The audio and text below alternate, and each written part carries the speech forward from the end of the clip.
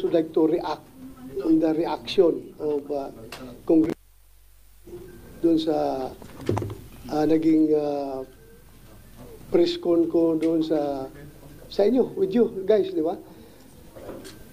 Klaruhin ko, General Acop, sir, hindi po ikaw ang pinatamaan ko doon. You were never sip-sip to the Duterte administration. I never heard you sung praises for the war on drugs that we waged during the Duterte administration. Kaya nagtataka lang po ako bakit ka nagre-react. Hindi po ikaw ang pinatamaan ko doon, sir. Yung iba po, hindi po ikaw. Kaya po, I'm very sorry kung you reacted that way. Hindi po ikaw ang pinatamaan ko. I have high respect to General Acop, to Congressman Acop.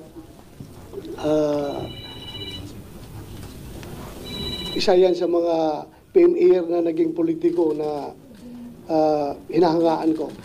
Dalawa yan sila ni Senator Lacson, aking iniidolo ng mga PMAR turned legislator.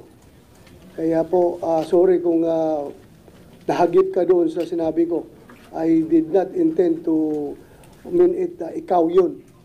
Meron lang ibang kasamahan mo dyan na, let's face it, totoo naman talaga, na kung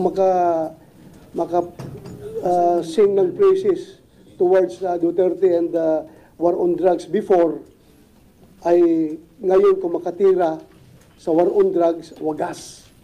Yun lang po, I'm just being frank. Pero hindi po ikaw yun, sir.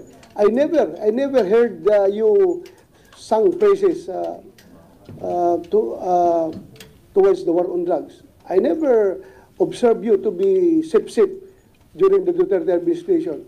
Wala pa ako nakita sa'yo dahil magaling ka. Yung ginagawa mo, alam mo yung ginagawa mo. Pero sorry lang po, nagtataka lang ako bakit ikaw ay nagre-react. Hindi po ikaw kasama doon sa aking pinapatamaan.